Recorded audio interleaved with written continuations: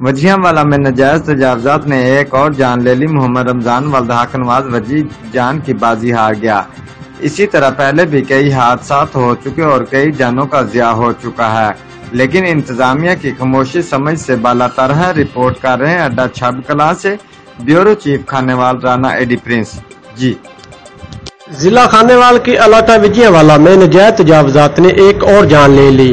وجیہ والا میں ناجائز تجاوزات، ریڑھی اور ٹھیلا بانوں کا قبضہ، جس کی وجہ سے آئے روز حادثات کا معمول، جن میں پہلے بھی کئی جانیں ضائع ہو چکی ہیں۔